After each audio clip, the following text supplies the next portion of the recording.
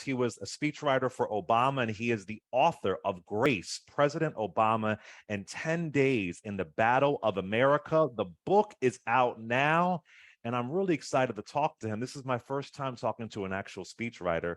Mr. Cody Keenan, how are you, sir? What's happening, Clay? Thanks for having me on. Oh, thank you for being here. What a great book. So this covers June of 2015. There was a lot going on during that time. Of course, it was the horrific shooting in Charleston, South Carolina.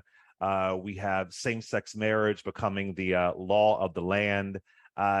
Just amazing, amazing time. What I found interesting is that you said in the book that you had it was difficult being a white dude writing for our Black president.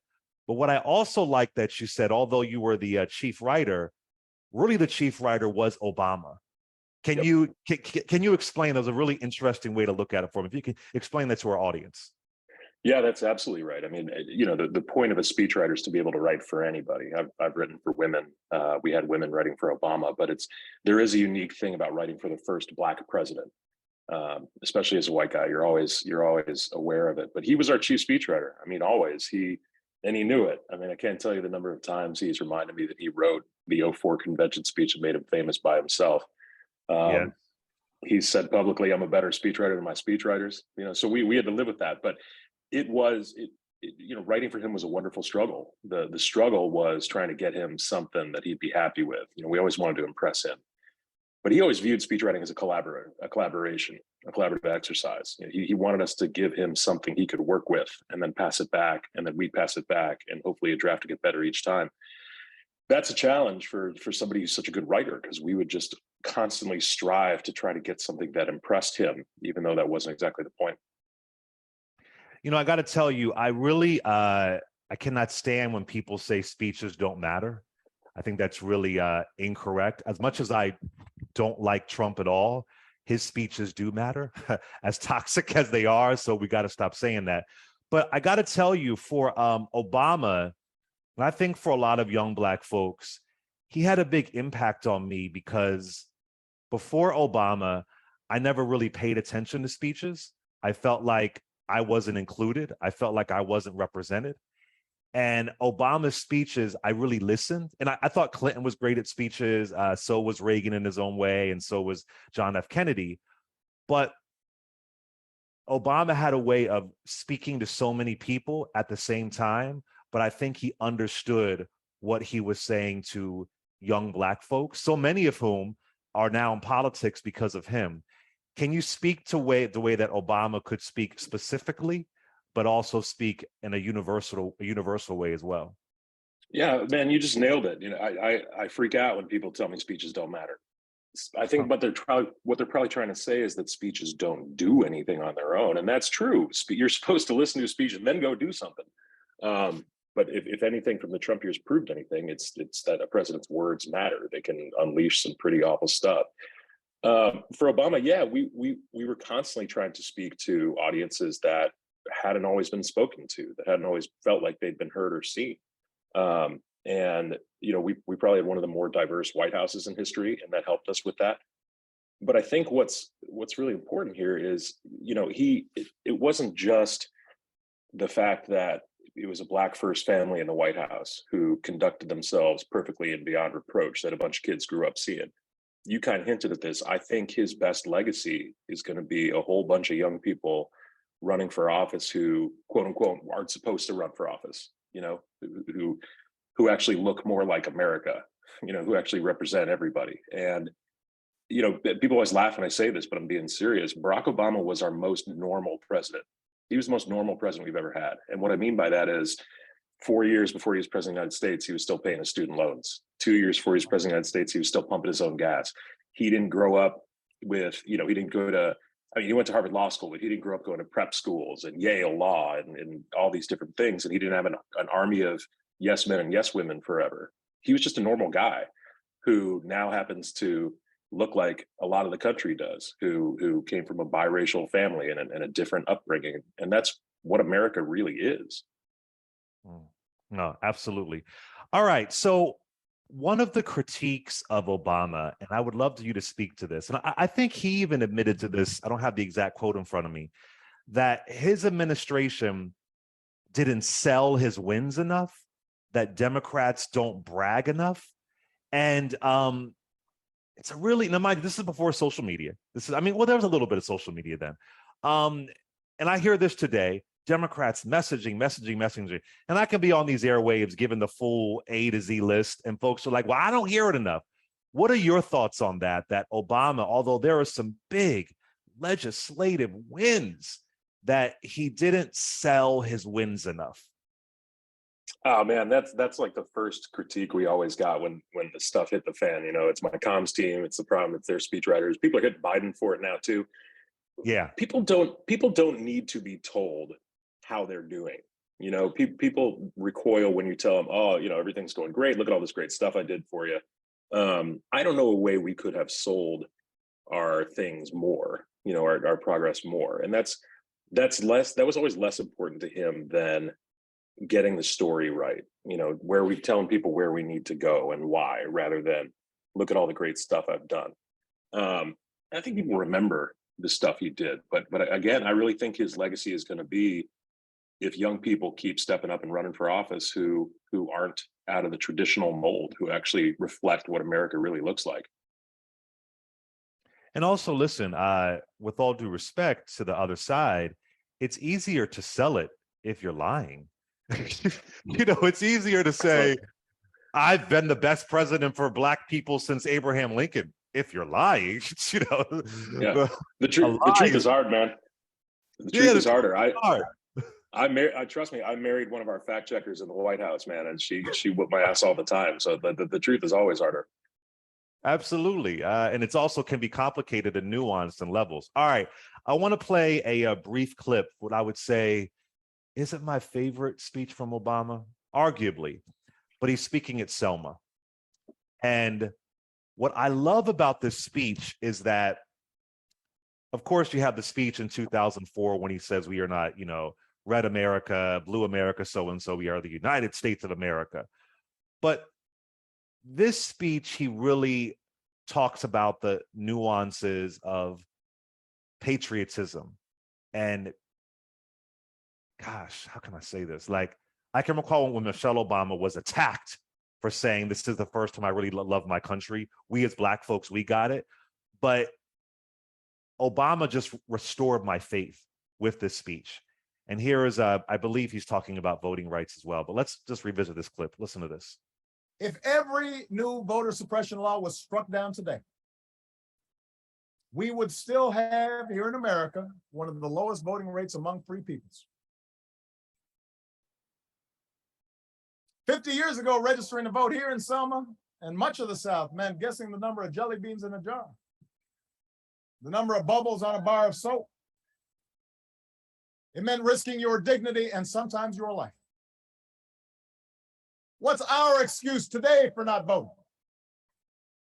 How do we so casually discard the right for which so many fought? How do we so fully give away our power, our voice in shaping America's future? And that's my favorite speech too. Please, just talk about that speech. That's my favorite speech too. He took the story of America as we know it, as we've always been told it, and retold it in a truer way that encompassed everybody. That speech, one of my favorite things anybody ever said about that speech is it was patriotism for grown-ups. And that was our purest collaboration. We got lucky. This speech is actually the prologue of the book because I took the thesis of the speech and made it the thesis of the book. We had a snow day in Washington 2 days before the speech. You know, we got about 5 inches and the government shuts down.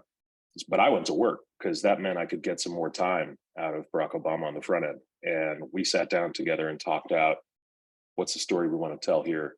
What do we want to talk about? I often found that getting the best ideas out of him came from provoking him in some way. So our old friend Rudy Giuliani had just been on TV saying, you know, Barack he's not American. He's not one of us. He wasn't raised like, he doesn't love this country like we do. And you know what he's saying. So I asked Obama, I was like, hey, did you hear Rudy? And he goes, well, first of all, who gives a F what Rudy Giuliani has to say? But it does bring up some important questions. Who gets to decide what it means to be an American? Who gets to decide what it means to be more American than somebody else? Enough with the real American BS, enough with Sarah Palin and flag pins and who's more American than who. There's a whole lot of real Americas out there in America. I'd argue that getting your head cracked in on the Edmund Pettus Bridge, marching for your right to vote, is pretty patriotic. So let's make this a speech about that. Let's make this a speech about what it means to be an American and what our obligations are. Let's give today's generation our marching orders. He came up with this great idea to include kind of a fuller cast of characters in America. I said, I joked that, look, the way politicians always tell our story is we had the founders, and then, we beat the Nazis, we went to the moon, the end. And that's not the story. So he said, go come up with this great list of Americans, and we'll just kind of canonize a whole bunch of saints at the end and tell the truer story of America. And if there's one speech I could ask people to listen to, it would be this one. And it's really the first speech of what this new America could possibly look like. I listened to it on the treadmill. I like listen to it on the treadmill. I love it. So in the book, there's one thing that you say that you and Obama basically agreed on a lot. You were on the same page, which is important to be a speechwriter, right?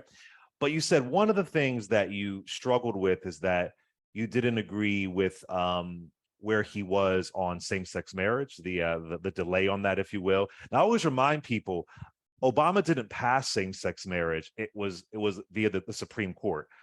Some folks think he just went there and just passed it, and that's it. It didn't happen that way. But I do want to ask you, this is just my theory. I don't know if you can answer this.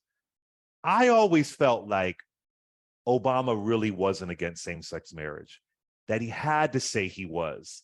And I'm a gay man, but I know that if he would have said, I'm for same-sex marriage, it would have been a wrap in 2008. It is a blessing where we are today. But I just feel in my soul, and I'm okay with that he couldn't have said it because it would have ruined his election chances. And a lot of younger folks, that might be hard to understand, but that's real. And I'm just wondering, I don't know if you could talk to that. What are your thoughts on that? Yeah, these are, I don't want to get ahead of his second memoirs, but I'm sure he'll address it. These are some of the compromises you have to make with yourself in politics that aren't always satisfying. And the question is, do you just, we were all young progressives as speechwriters who just wanted to stand up and scream what's right and what's wrong. Doing that sometimes means you lose and you don't get to do what you actually promised. And there was a real debate in the White House about whether or not he should come out for it before the re-election. And the country was already ahead of him at that point. In 2008, I don't think that would have worked, but he finally came out for it. Joe Biden basically pushed him into it in May of 2012, and he came out for it. And it was just kind of greeted with, I don't know how you felt, but it felt to me like the country's just like, yeah, we know, we're already there. I mean, by then, more than half the country was for it. And all that worry in the White House was for nothing.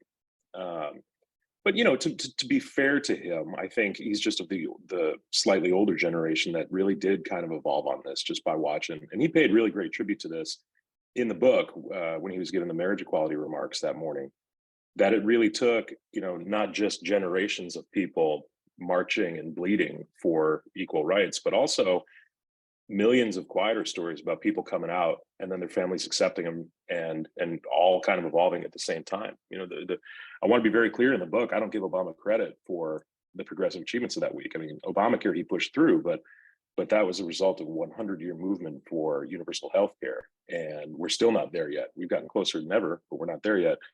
Marriage equality was a result of a 50+ year movement for LGBTQ rights. And that's really what this book is about, it's the people who keep at it and never give up, even when every day can feel like maybe if you're lucky, you push the ball forward just a couple inches, eventually you get a touchdown. And like you said, the morning of marriage equality, sometimes justice comes like a thunderbolt, but that only happens because people quietly toil for years and decades. I have no idea if you know the answer to this question I'm going to ask you, and you're the closest person I've met to President Obama, so I'm just going to go for this question. Shelby County versus Holder. Of course, it strikes down parts of the Voting Rights Act, really heartbreaking. And the most disturbing part of it is Clarence Thomas. He asked for the entire Voting Rights Act to be struck down. It is jaw-dropping, who is from Pinpoint, Georgia. And what it's just heinous. A lot of folks forget that. He wanted the entire Voting Rights Act struck down. I wanted to know if President Barack Obama ever gave you any insight on his thoughts on Justice Clarence Thomas. Ever? No, we never talked about that. We never talked about that. The thing about Thomas is too, he talks the least in the court. I saw some graphic the other day that he never says anything. But so for him to use his few words to say, let's strike down the Voting Rights Act is a pretty big tell. And Obama threw the flag on BS in that Selma speech, right after the clip you played. You know, all these Republicans come down to pay tribute at Selma. And then they go right back and overturn voting rights. And he threw the flag on them and said, listen, if you actually care, these 100 Republicans here today need to go back and grab 100 more and restore the provision that was just cut out. Exactly. So I'm curious to know your thoughts when we have this president and some great wins for 8 years, and then you see Trumpism come in. And I often talk about this with Black politicians and Black leaders, but I'm curious, as a white dude who's been writing for our Black president, and you hear about the Black backlash, you know, the white backlash and so on. What did you think was happening to the country? Was it the Southern strategy, you know, remixed? What did you think was happening, and where do you think we are now with the GOP?